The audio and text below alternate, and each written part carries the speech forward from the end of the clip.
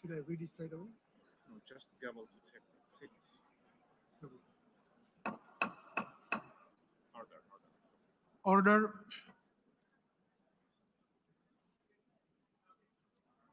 The plenary meeting, the 10th plenary meeting of the General Assembly is called to order.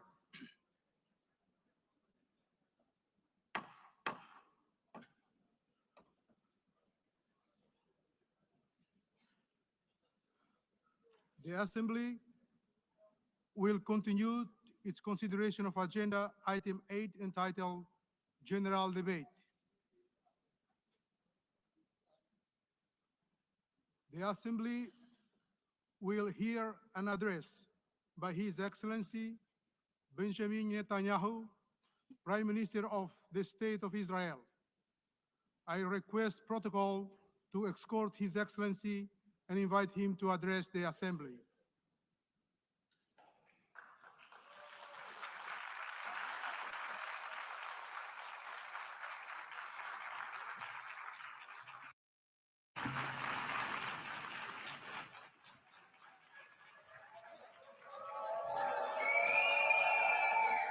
Please, order in the hall. Please, order in the hall.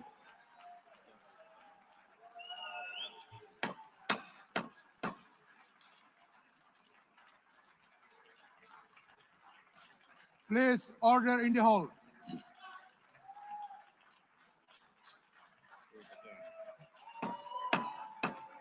Please, order in the hall.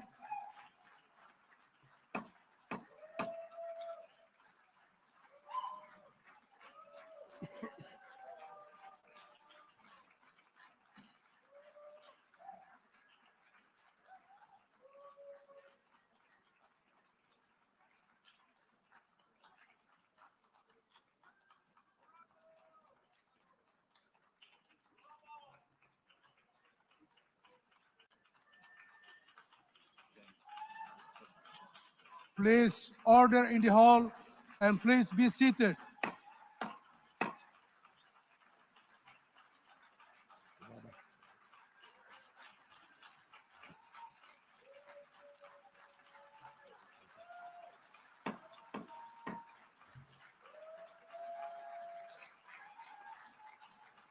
Please order in the hall.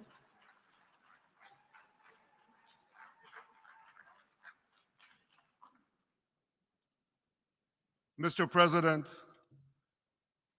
the families of our dear hostages languishing in the dungeons of Gaza,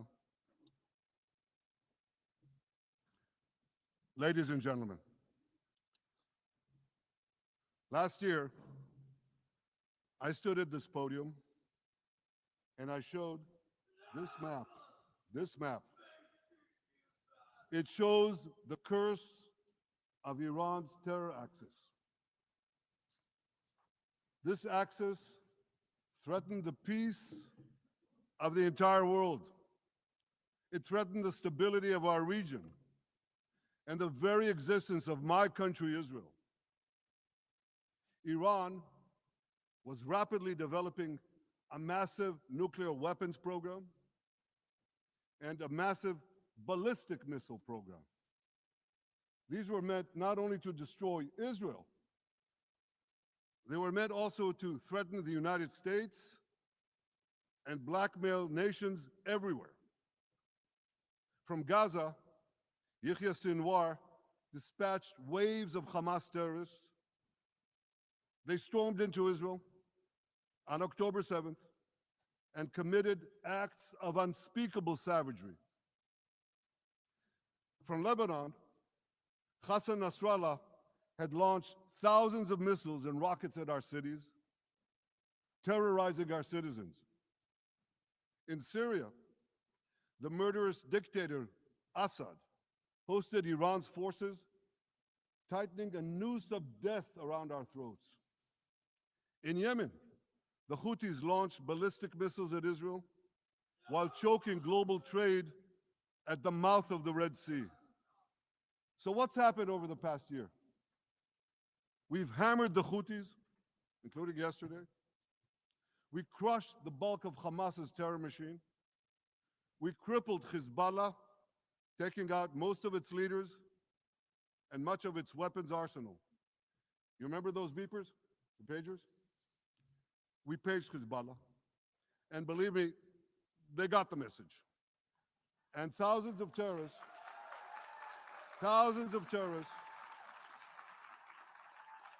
dropped to the ground. We destroyed Assad's armaments in Syria. We deterred Iran's Shiite militias in Iraq. And most importantly, and above anything else that I could say to you or that we did in this past year, in this past decade, we devastated Iran's atomic weapons and ballistic missiles programs.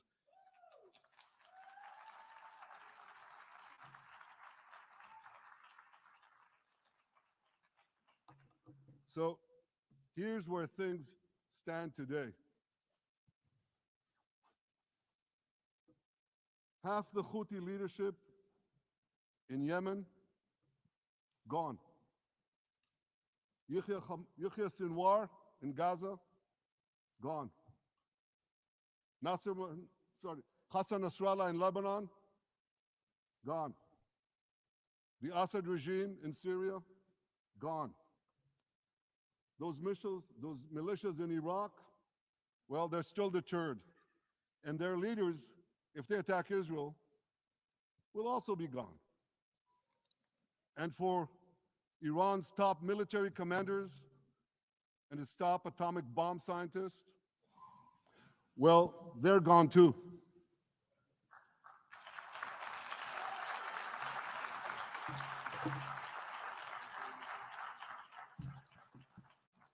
Israel's 12-day war with Iran, which I renamed Operation Rising Lion, that's from the Bible. This 12-day war will go down in the annals of military history. Our daring pilots neutralized Iran's missile defenses and took control of the skies over Tehran.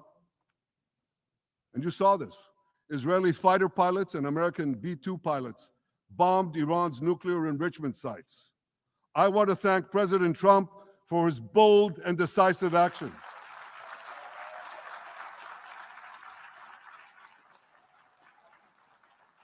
President Trump and I promised to prevent Iran from developing nuclear weapons, and we delivered on that promise.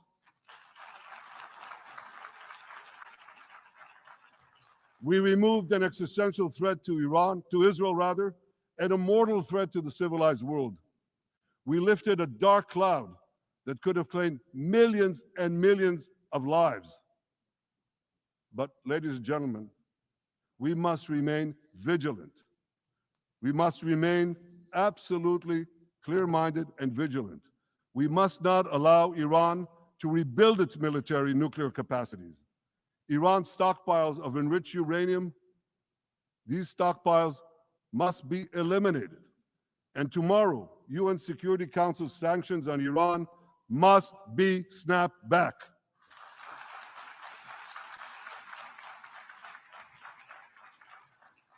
Thanks to the resolve of our people, the courage of our soldiers, and the bold decisions we took, Israel rebounded from its darkest day to deliver one of the most stunning military comebacks in history.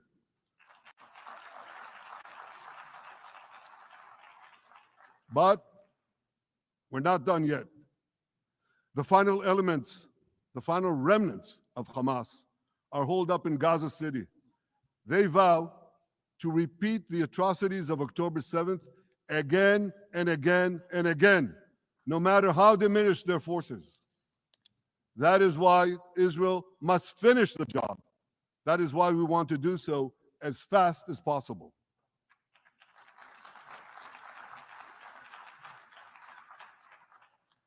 Ladies and gentlemen, much of the world no longer remembers October 7th, but we remember. Israel remembers October 7th. On that day, well, I'll tell you, you can remember October 7th too. You see this large pin here? It's a QR code.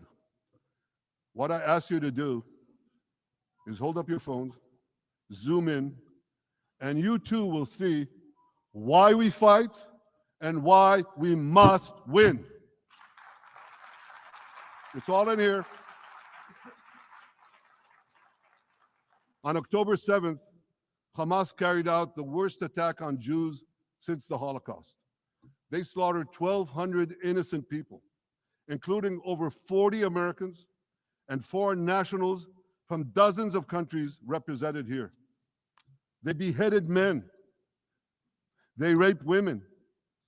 They burnt babies alive. They burnt babies alive in front of their parents. What monsters. And these monsters took more than 250 people hostage.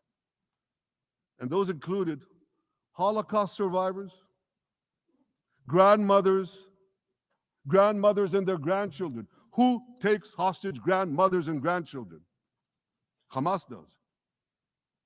So far, we've brought home 207 of these hostages, but 48 still remain in the dungeons of Gaza.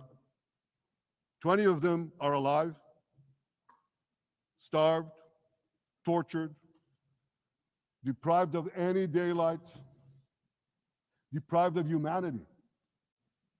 These are the names of the 20 living hostages. Matan Angrest, Gali and Zerv Berman, brothers, Elkanah Buchbot, Rom Braslavsky, Nimrod Cohen, Ariel and David Cunyo, another pair of brothers, Guy Gilboa Dalal, Eviatar David. You saw the picture of Eviatar David, emaciated, forced to dig his own grave. Maxim Herkin, Eitan Horn, Segev Kalfon, Bar Cooperstein, Omri Meran, Eitan Moore, Yosef Chaim Ochana, Alon Ohel, Avinatam Or, and Matan Tsengarker. Now, ladies and gentlemen, I want to do something I've never done before. I want to speak from this forum directly to those hostages through loudspeakers. I've surrounded Gaza with massive loudspeakers connected to this microphone in the hope that our dear hostages will hear my message. And I'll say it first in Hebrew and then in English. אחינו הגיבורים, מדבר ראש הממשלה בנימין נתניהו. אני פונה עליכם מעל בימת האו"ם. לא שכחנו אתכם, אפילו לא לשנייה. העם כולו איתכם, ואנחנו לא נשקוט ולא נרפה עד שנחזיר את כולכם הביתה, החיים והחללים כאחד.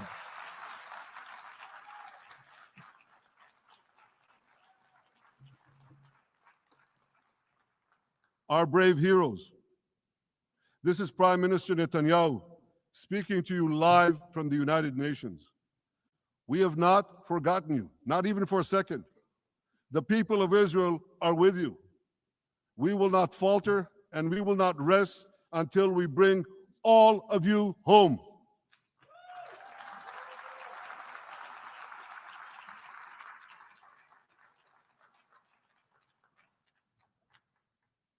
Ladies and gentlemen, thanks to special efforts by Israeli intelligence, my words are now also being carried. They're streamed live to the cell phones of Gazans. So to the remaining Hamas leaders and to the jailers of our hostages, I now say, lay down your arms. Let my people go. Free the hostages, all of them, the whole 48. Free the hostages now.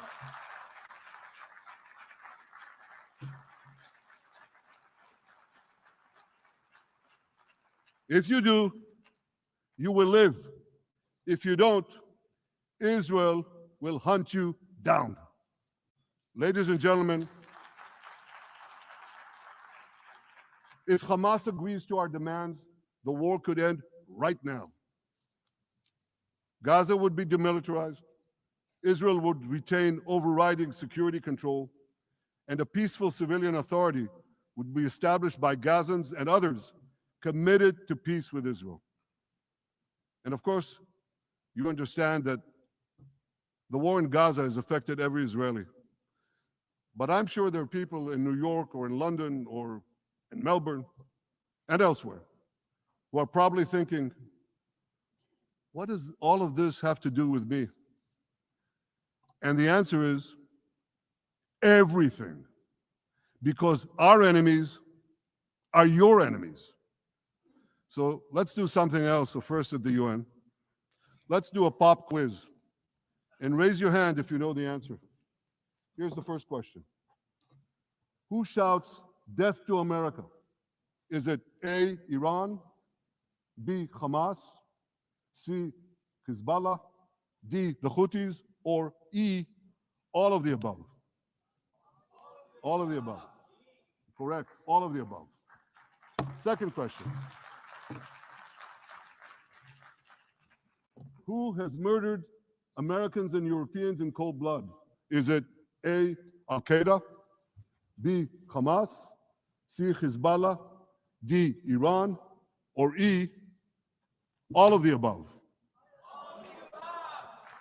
Correct, again. So here's the point I wanted to make. Our enemies hate all of us with equal venom. They want to drag the modern world back to the past, to a dark age of violence, fanaticism, and terror. I think many of you are already feeling in your own societies the radical Islamist surge. You know, I'm sure you do, you know deep down that Israel is fighting your fight. So I want to tell you a secret. Behind closed doors, many of the leaders who publicly condemn us privately thank us. They tell me how much they value Israel's superb intelligence services that have prevented time and again terrorist attacks in their capitals, time and again saving countless lives.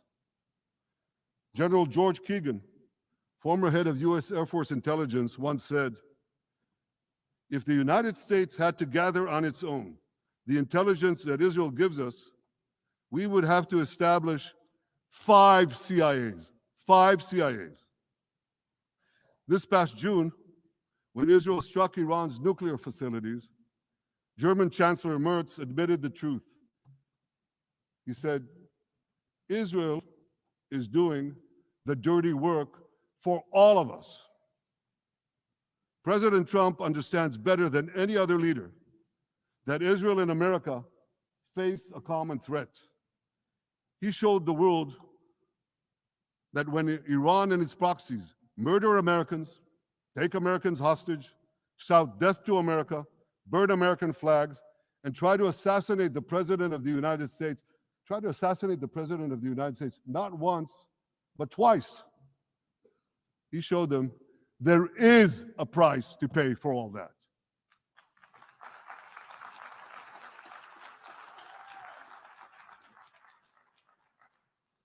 But regrettably, many leaders who are represented in this hall, they send a very different message. Sure, in the days immediately following October 7th, many of them supported Israel. But that support quickly evaporated when Israel did what any self-respecting nation would do in the wake of such a savage attack. We fought back. Now just imagine, just sit back for a second and imagine an attack against America proportioned to the attack against Israel on October 7th. Imagine a regime, a terror regime, dispatching thousands of terrorists to invade the United States. They massacre 40,000 Americans. They take 10,000 Americans hostage. What do you think America would do? You think America would leave that regime standing? You don't think that. No way, not a chance. The United States would wipe out that terror regime and ensure that such savagery would never threaten America again. This is precisely what Israel is doing in Gaza. We're wiping out the terror regime of Hamas and ensuring that this savagery will never threaten Israel again. That's what we are doing. That's what any self-respecting government would do.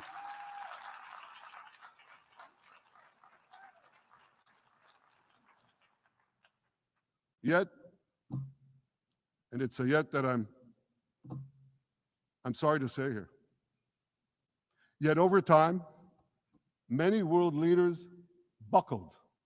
They buckled under the pressure of a biased media, radical Islamist constituencies, and anti-Semitic mobs. There's a familiar saying, when the going gets tough, the tough get going. Well, for many countries here, when the going got tough, you caved. And here's the shameful result of that collapse. For much of the past 2 years, Israel has had to fight a seven-front war against barbarism, with many of your nations opposing us. Astoundingly, as we fight the terrorists who murdered many of your citizens, you are fighting us. You condemn us, you embargo us, and you wage political and legal warfare, it's called lawfare, against us. I say to the representatives of those nations, this is not an indictment of Israel. It's an indictment of you. It's an indictment of weak-kneed leaders who appease evil rather than support a nation whose brave soldiers guard you from the barbarians at the gate. They're already penetrating your gates. When will you learn? You can't appease your way out of jihad, and you won't escape the Islamist storm by sacrificing Israel. To overcome that storm, you have to stand with Israel. But that's not what you're doing. As the prophets of Israel foretold in the Bible, you've turned good into evil and evil into good. Now I want to drill down on this. Take the false charge of genocide. Israel is accused of deliberately targeting civilians. Ladies and gentlemen, the opposite is true. The head of urban warfare studies, Colonel John Spencer, he's perhaps the world's greatest expert on urban warfare. And he says, Israel is applying more measures to minimize civilian casualties than any military in history. And because we're doing that, the ratio of non-combatant to combatant casualties is less than 2-to-1 in Gaza. That's an astoundingly low ratio, lower than NATO's wars in Afghanistan and Iraq, especially when you consider that Gaza is one of the most densely populated urban areas on Earth. It has hundreds of miles of terror tunnels underground, and it has countless terror towers above ground, and thousands of terrorists embedded in the tunnels and in these towers in civilian areas. If you want to see what measures Israel takes to avoid civilian casualties in this war, just look at what we're doing now in Gaza City, the last Hamas stronghold, one of the two last strongholds. For 3 weeks, Israel dropped millions of leaflets, sent millions of text messages, and made countless phone calls urging civilians to leave Gaza City before our military moves in.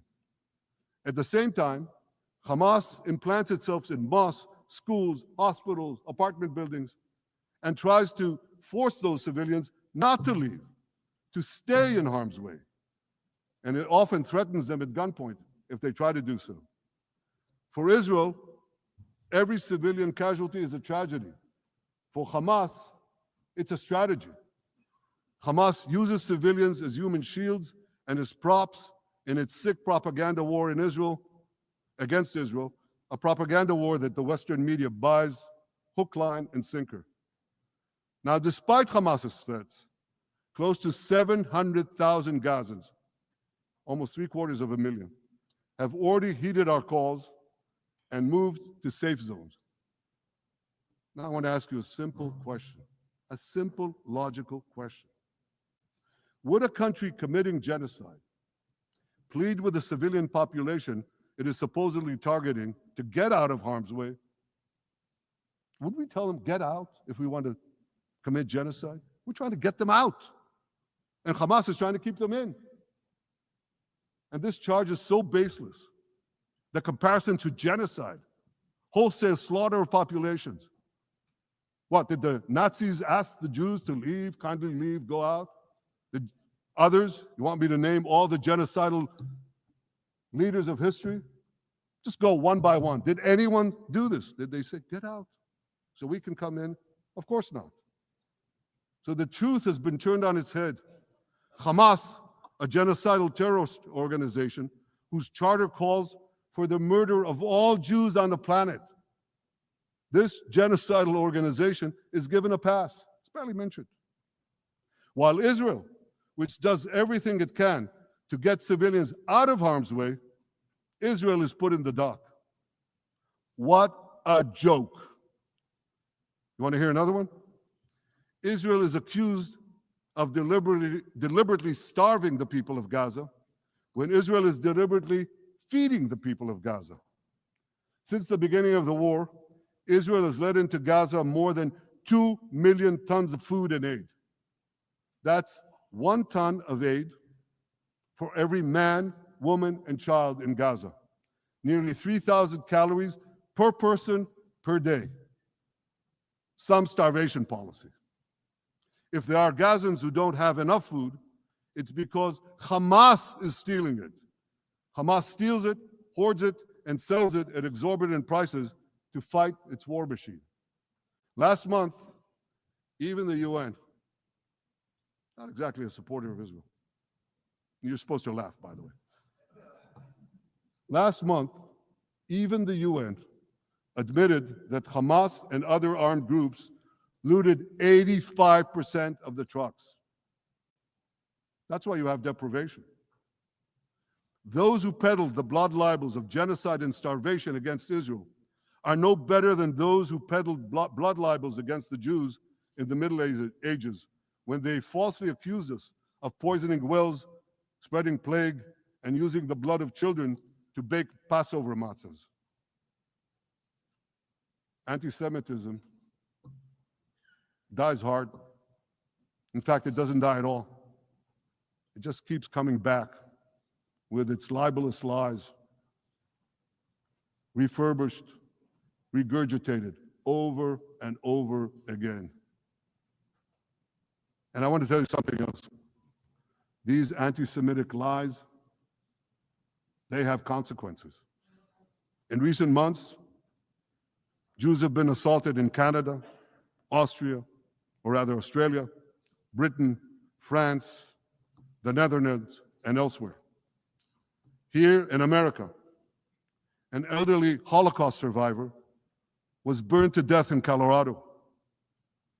And a beautiful young couple from the Israeli embassy in Washington was brutally gunned down right in front of the Holocaust Museum there.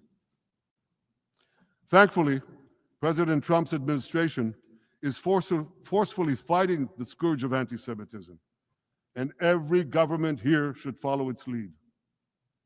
But instead, many do the opposite.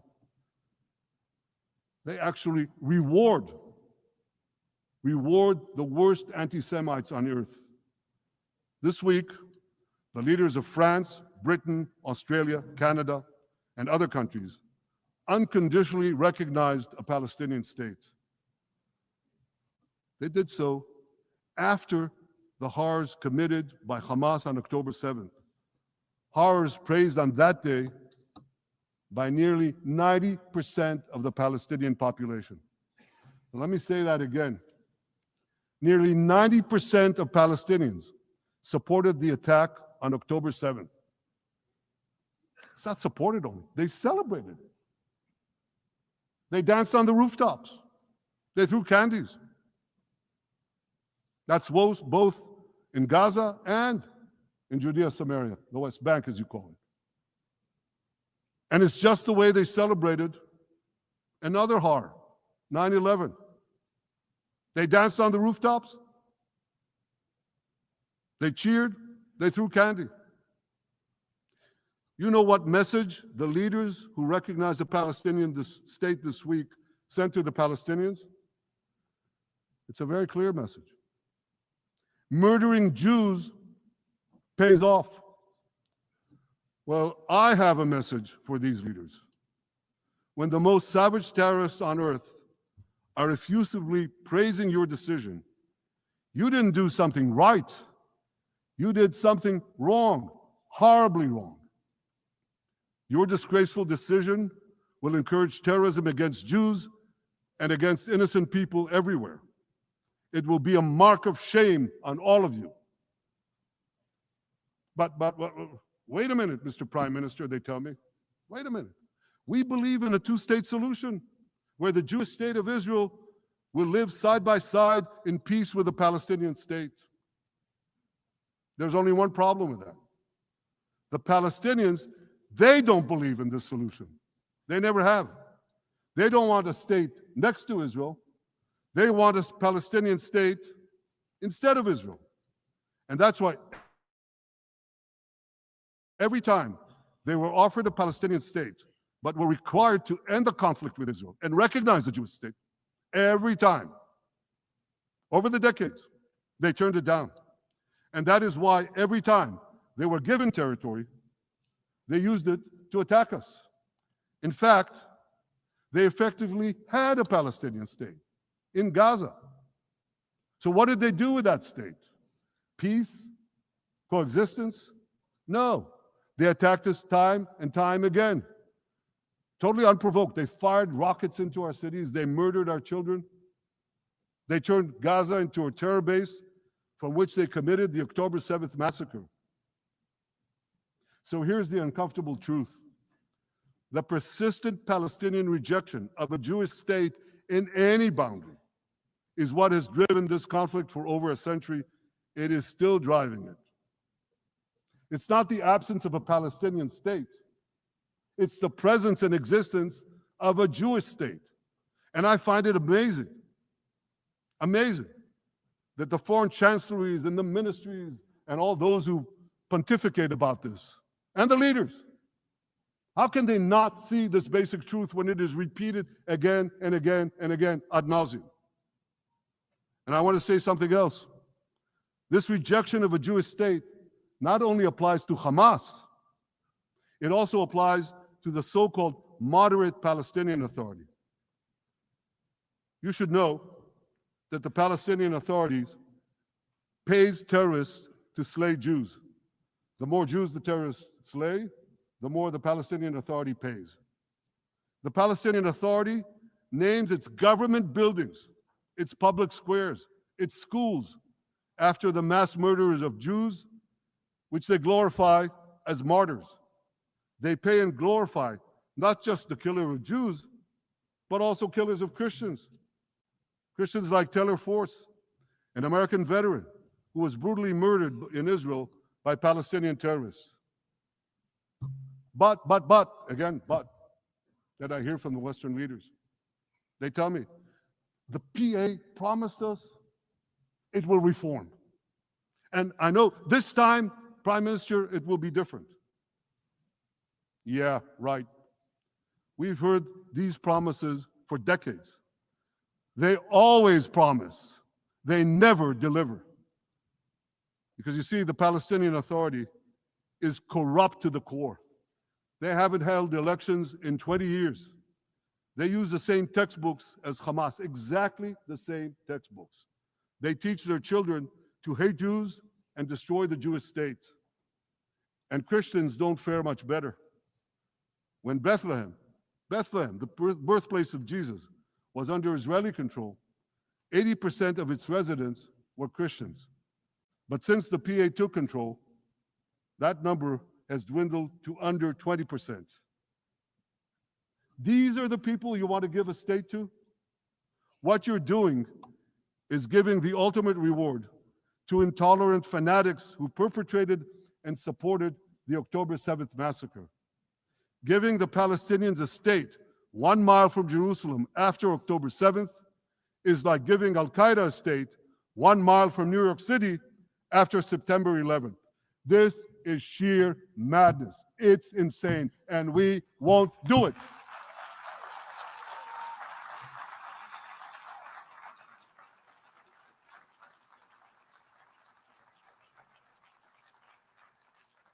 So here's another message to those Western leaders.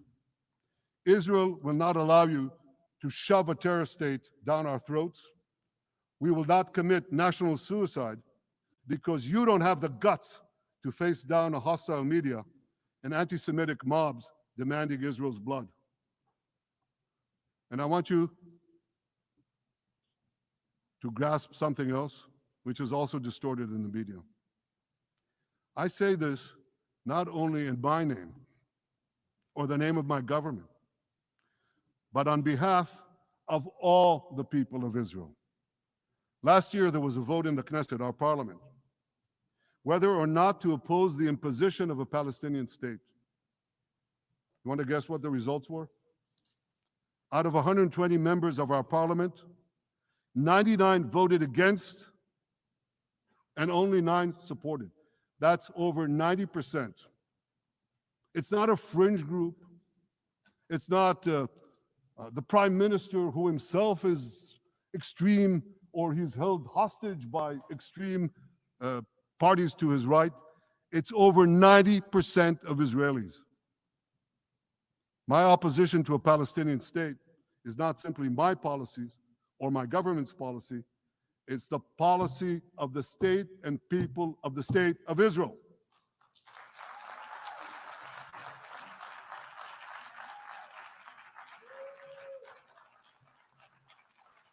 Western leaders may have buckled under the pressure. And I guarantee you one thing, Israel won't. Israel's victories over the Iranian... Thank you, I know you won't too, that's good.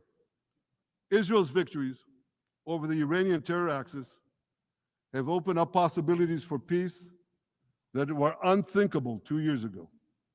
Take Syria. For decades, the very idea of peace between Israel and Syria seemed unimaginable. Well, no more. Today, we have begun serious negotiations with the new Syrian government. I believe an agreement can be reached that respects Syria's sovereignty and protects both Israeli security and the security of the minorities in the region, including the Druze minority. From the founding of Israel, Jews and Druze have been brothers in arms. We have fought together, we've bled together, we built our lives together. When I was a young commander in Israel's special forces, my own life was saved by the invaluable advice given to me by a great friend, Salim Shufi, a heroic Druze IDF veteran. And that's why I couldn't sit idly by, nor could Israel sit idly by, while the Druze were being slaughtered by jihadists. And I instructed our forces to stop the massacre, which they promptly did. Peace between Israel and Lebanon is possible as well.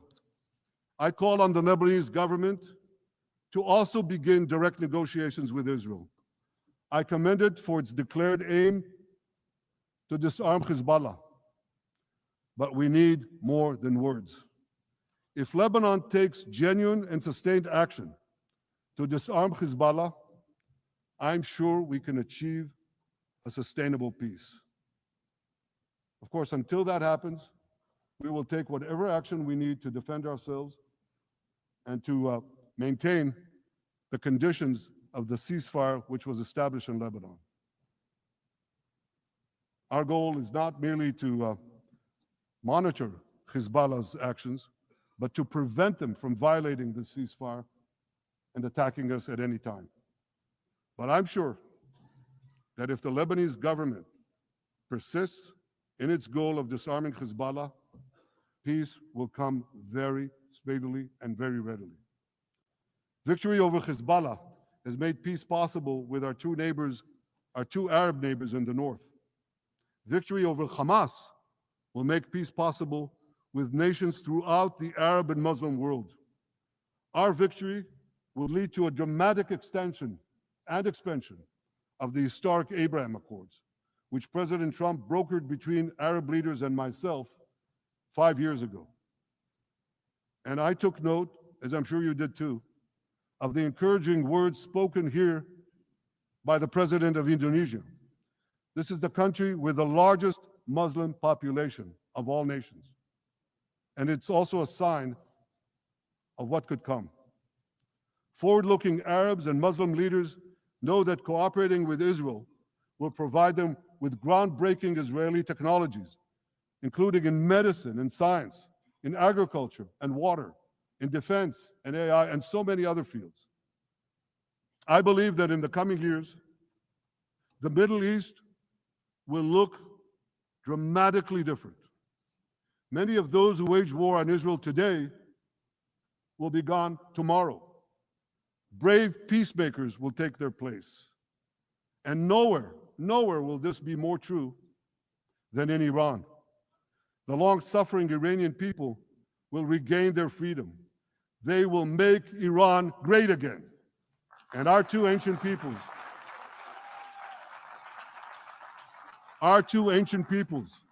the people of Israel and the people of Iran, will restore a friendship that will benefit the entire world. Ladies and gentlemen, the horrors that happened on one dark day, October 7th, those horrors happened countless times during the centuries of my people's exiles among the nations. Jewish blood was cheap. Jews were killed with impunity. We had to beg others to defend us.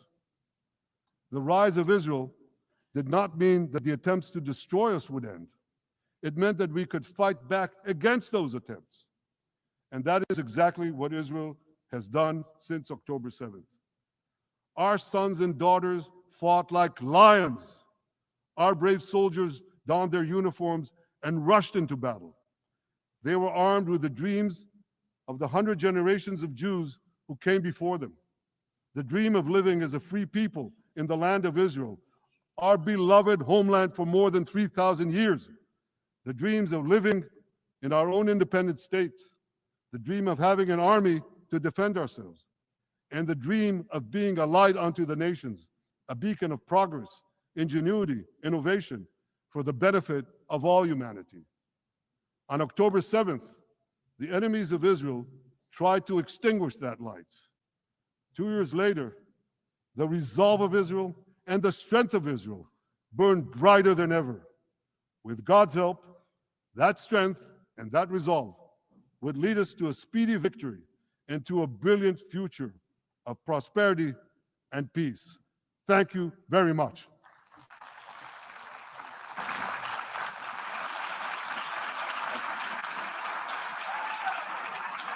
Você é de direita e conservador? Seja um patrono da TV Flórida, a sua TV brasileira nos Estados Unidos.